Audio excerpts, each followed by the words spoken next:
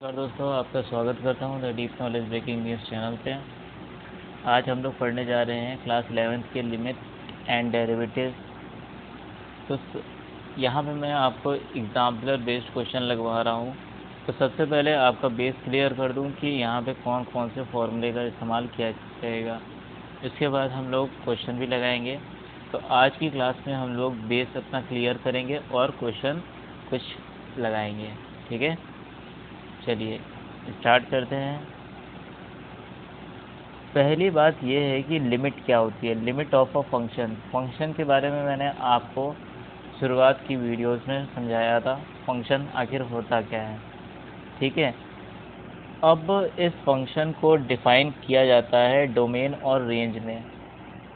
अगर मान लो कि जैसे कि आप किसी भी नंबर को देखते हो कि जैसे 1.532 इस तरीके से लिखा होता है। एक नंबर 1.532 है, ठीक है, और एक नंबर है आपका 2.00, ठीक है। और मैं कहता हूँ कि ये 1.532 है और इधर 2.000 है, और इसके बीच में कोई एक नंबर जो है वो लिखा हुआ है 1.55 एंड 5। तो आप कहते हो कि ये हमको तो देखने में इसके बहुत करीब लग रहा है। तो 1.5 के रेफरेंस में 1.532 पास में है, लेकिन ये 1.55 के किस तरफ पड़ता है? लेफ्ट साइड में पड़ता है, ठीक है, लेफ्ट साइड में पड़ता है। बट आपने छोटी क्लासेस में पढ़ा होगा कि अगर यहाँ पे 5 होता है तो एस्टीमेट वैल्यू में हमेशा एक जोड़ करके नंबर को लिखा जाता है। तो ये एस्टीमेट वैल्यू के अनुसार 2 के करीब होगी। तो यानी 1.55 की वैल्यू आपकी 1.532 और 2 के करीब करीब होगी, ठीक है, होगी। ये चीज़ें यहाँ पे क्या हो जाती हैं, लिमिट को शो करती है कि आपकी लिमिट कहाँ से कहाँ तक की है, ठीक है। यही जो छोटे बच्चों को पढ़ाया जाता है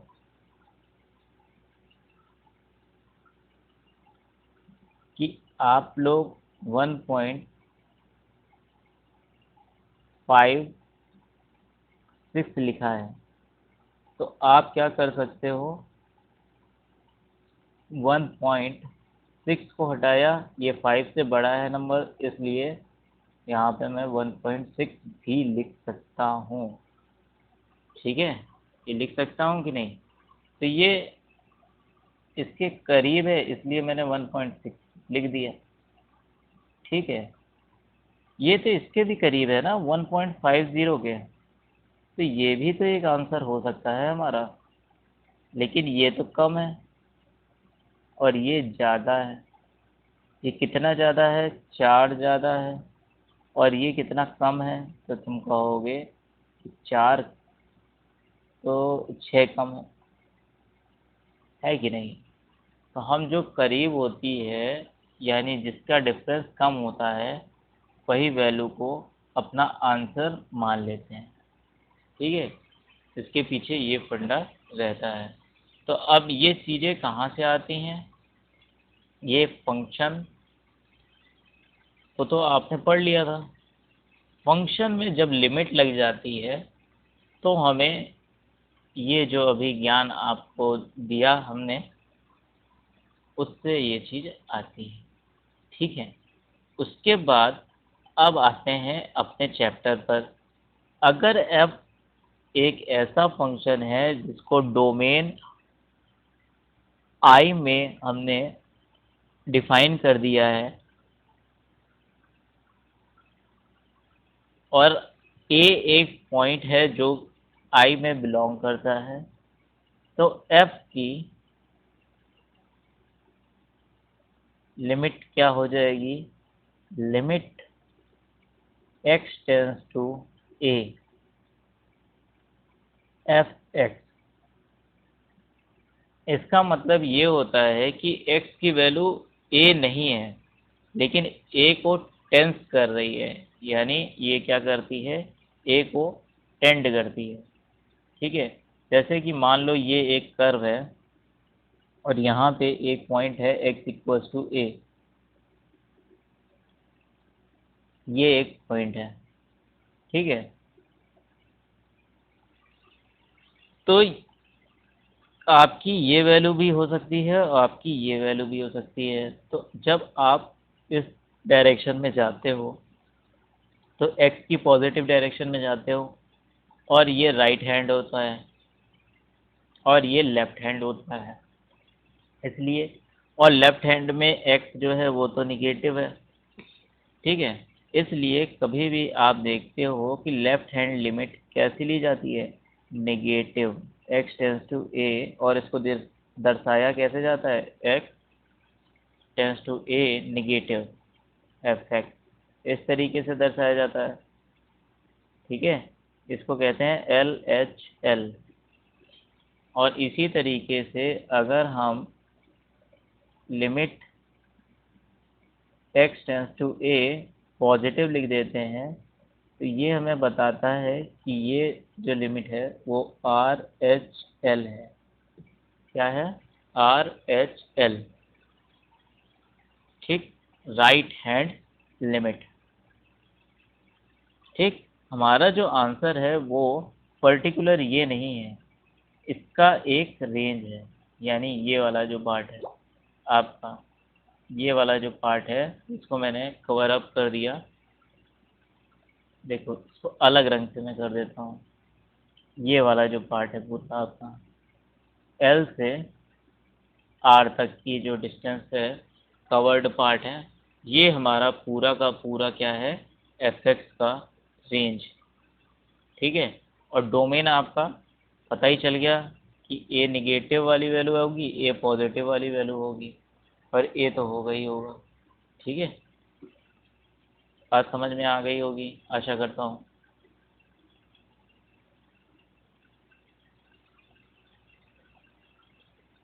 अब देखो यही चीज़ यहाँ पे लिखी हुई है कि वी से limit x tends to a negative effect is the expected value. Expected value क्यों कहा गया है, क्योंकि यहाँ पे आप एक्सपेक्ट कर रहे हो कि ये इस रेंज में भी हो सकता है और इस रेंज में भी हो सकता है।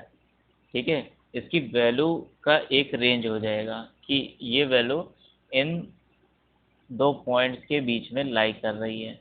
ठीक है, इसलिए expected value f near to the left of a, this value is called left hand limit. If this is expected value of f at x equals to a, given the values of f near to the right of a, this value is called right hand limit. Okay, अब बात आपको समझ में आ चुकी होगी अच्छे से। ठीक है, अब आते हैं, if the right and left hand limit coincide, we call the common value as the limit of f at x equals to a। Limit इसको डिनोट कैसे करते हैं, limit limit x tends to a f x। अगर LHL RHL के बराबर होता है तब। ठीक है, बात समझ में आ गई।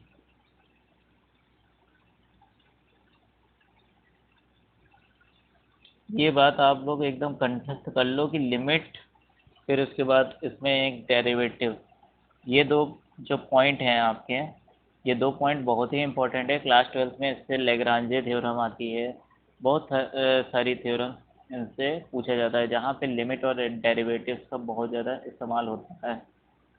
ठीक है, लिमिट और डेरिवेटिव का की कौन सी property, f x limit x tends to a equals to LHL equals to RHL। इससे हम लोग निकालते हैं कि डेरिवेटिव तब होगा जब ये लिमिट कंटिन्यूअस होगा। ठीक है, कंटिन्यूअस होना चाहिए। कंटिन्यूटी दिखाने के लिए इसको आपस में बराबर होना चाहिए। फिर डेरिवेटिव दिखाते हैं, वो एल एच डी हो जाएगा, आर एच डी हो जाएगा। ठीक है, फिर उसके बाद हम लोग लैग्रांज थ्योरम को अप्लाई कर सकते हैं। ठीक, तो इसको समझना आपके लिए ज़रूरी इसलिए था। चलिए कुछ प्रॉपर्टीज पढ़ लेते हैं जो लिमिट में आपके इस्तेमाल होगी। जैसे कि limit x tends to a है, f और g दो फंक्शन हैं। ठीक है, एक है limit x tends to a f x and limit g x tends to a exist. Then limit f x limit x tends to a f x plus g x equals to limit x tends to a f x plus अलग अलग limit हटा करके, यानी limit f x plus limit g x अलग अलग हम लोग निकाल करके आपस में जोड़ देंगे तो हमें पूरे का मिल जाएगा। ठीक है, अगला क्वेश्चन, अगला जो आपकी प्रॉपर्टी है वो है limit x tends to a f x minus g x एक साथ दिया गया है। तो आप क्या करो, पहले लिमिट एफ एक्स निकालो x टेंस टू a पर, फिर लिमिट जी एक्स निकालो x टेंस टू a पर, और फिर माइनस कर दो इनको। ठीक है, तो आपको ये वाली वैल्यू मिल जाएगी। ठीक, for every real number alpha limit x tends to a अगर है, और अल्फा क्या है, रियल नंबर है यानी कांस्टेंट वैल्यू है, सिंपल समझ लो कि अल्फा f अगर दिया हुआ है उसका फंक्शन x है तो अल्फा बाहर आ जाएगा, limit f x x tends to a पर हो जाएगा। ठीक है, अल्फा मल्टीप्लिकेशन में चला जाता है।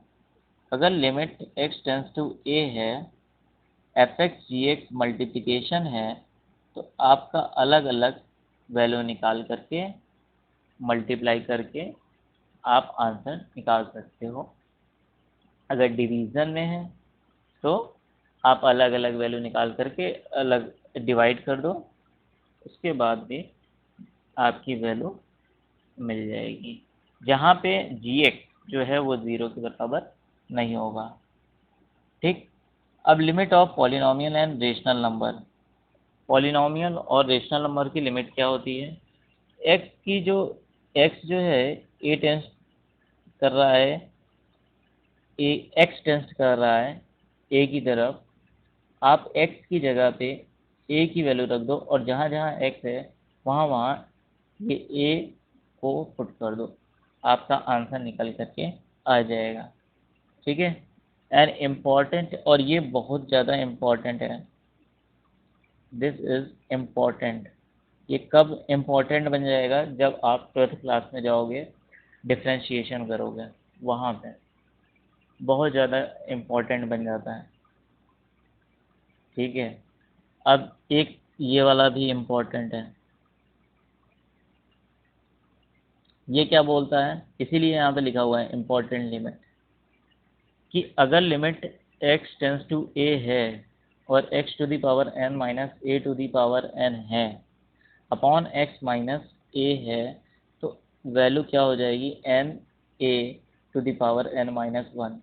आँख बंद करके आपको ये वाली वैल्यू लिखनी है, और ये ध्यान रखना है कि a हमेशा क्या होगा, a हमेशा पॉजिटिव वैल्यू होगी, a हमेशा पॉजिटिव वैल्यू होगी। ठीक है, तो देखो डेरिवेटिव्स, डेरिवेटिव्स में f डैश x, ये फॉर्मूला आप याद कर लो, ये आपको एकदम कंठस्थ होना चाहिए। ये फर्स्ट प्रिंसिपल फॉर्मूला भी कहा जाता है। ठीक है, f x plus H minus F x upon H. ठीक है,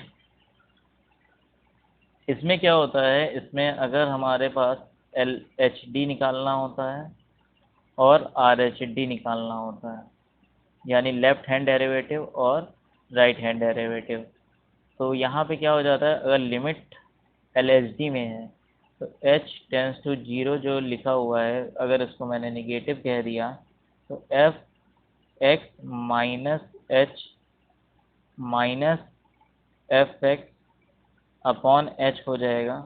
ये किसके लिए होगा? एल एच डी के लिए होगा। और आर एच डी के लिए क्या हो जाता है? आर एच डी के लिए यही वाला फॉर्मूला आपका चलेगा कि F x plus H minus F x upon H. ठीक है, तो आपको यहाँ पे L H D R H D के बराबर प्रूव करके दिखाना होता है। ठीक है, Lagrange theorem, mean value theorem, ये आपकी बहुत ज़्यादा पेपर में पूछे जाने वाले थ्योरम है जो कि क्लास 12 में पूछे जाते हैं। अब इनके ऊपर भी कुछ फॉर्मूलेज हैं जिनको आप देख लो, यहाँ पे बहुत ही आसान है। जैसे कि प्लस का है, आप अलग अलग डेरिवेटिव कर सकते, निकाल करके उसके बाद जोड़ सकते हो। आप अलग अलग डेरिवेटिव निकाल करके घटा सकते हो। देखो यहाँ पे एक क्वेश्चन है, इसी के साथ में एक चीज़ और बता देता हूँ। आप यहाँ पे एक थ्योरम और है जिसका इस्तेमाल हम लोग डिफरेंशिएशन में बहुत जगह पे करेंगे। क्लास 12 के लिए भी बहुत ज़्यादा इम्पोर्टेंट है और अभी के लिए भी एकदम कंठस्थ कर लो भैया। डी अपॉन डी एक्स, इसको लिख लो। क्या होता है? F x into g x. F x और जी एक्स दो फंक्शन थे, तो ये क्या हो जाएगा? इसकी वैल्यू हो जाती है d upon d x f x,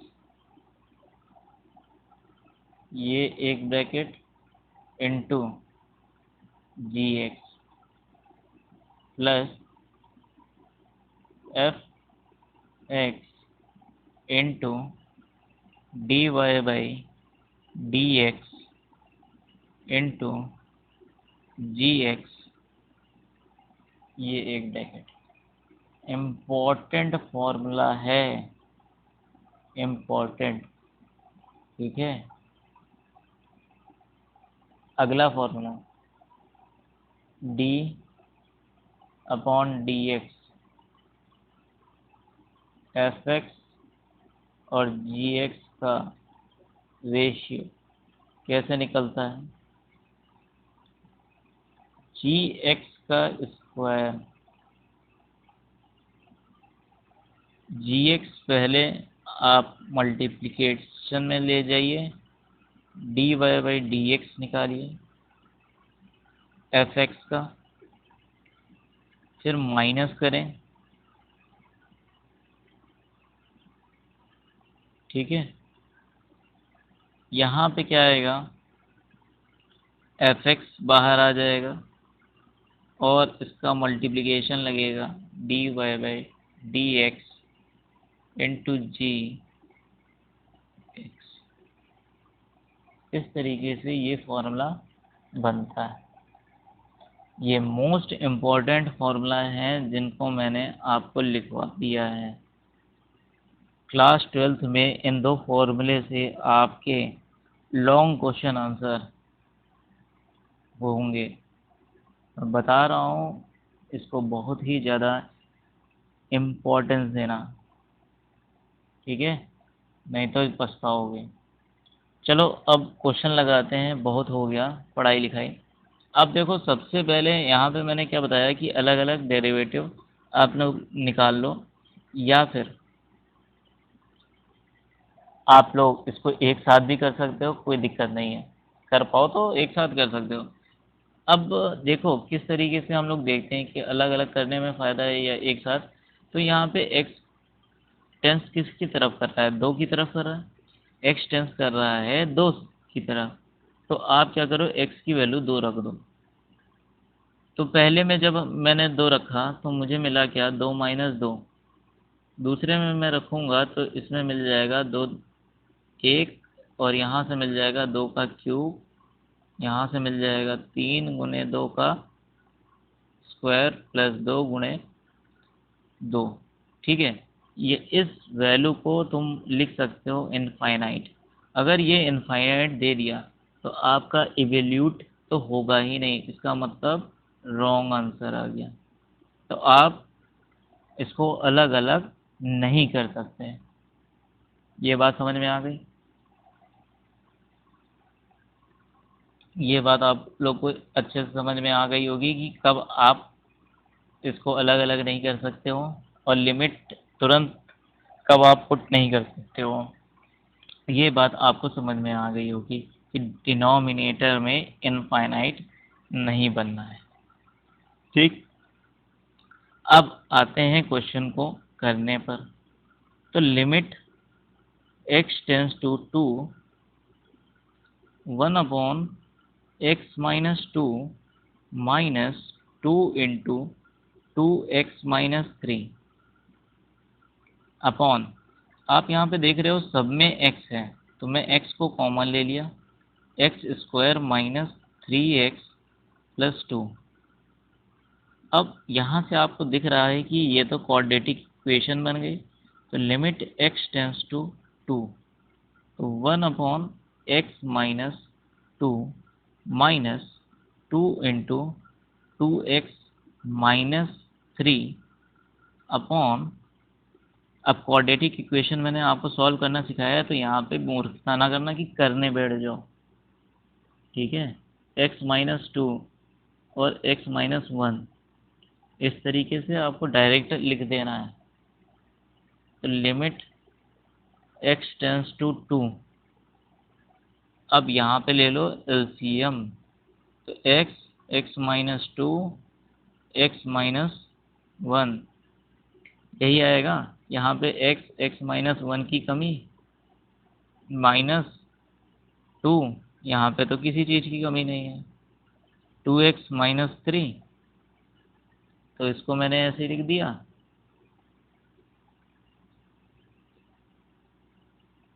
एक एक स्टेप आप लोग को समझा रहा हूँ आराम आराम से, तो समझते चलो। भाई यहाँ से क्या आ जाएगा,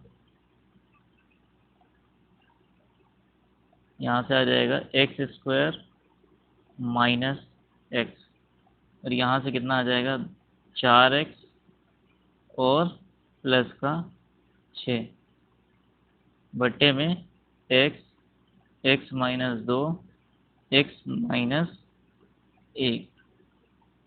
ये हो गया।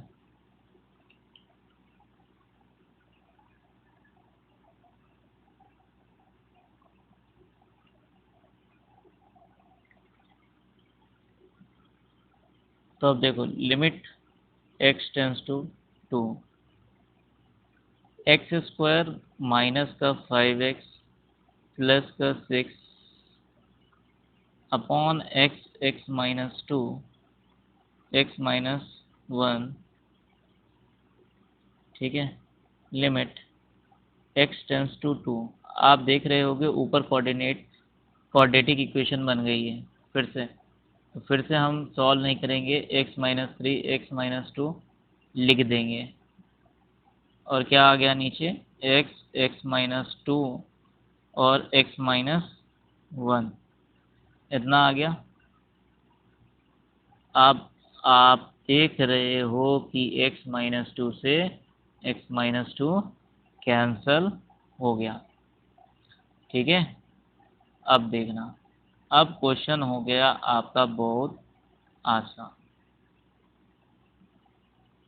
क्या हो जाएगा, ऊपर limit x tends to 2 x-3, ऊपर क्या बना x-3, और नीचे क्या बना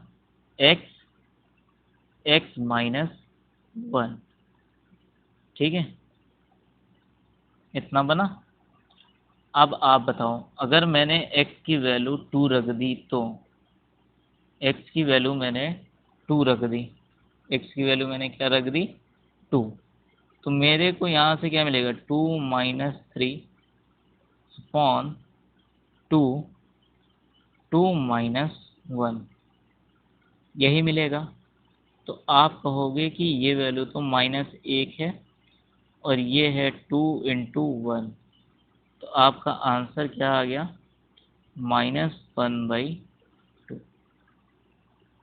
तो भैया ये आपका आंसर था। इस तरीके से हम लोग सवाल को सॉल्व करते हैं। तो ये लिमिट एंड डेरिवेटिव्स की पहली वीडियो थी, इसलिए आज के लिए बस इतना ही पढ़ेंगे हम लोग। आगे की वीडियो में और ज़्यादा सवाल लेकर के आपके पास आऊँगा। तब तक के लिए धन्यवाद, और वीडियो को ज़्यादा से ज़्यादा बच्चों में शेयर करो ताकि उनका भी भला हो। ठीक है, और चैनल को सब्सक्राइब करना मत भूलना।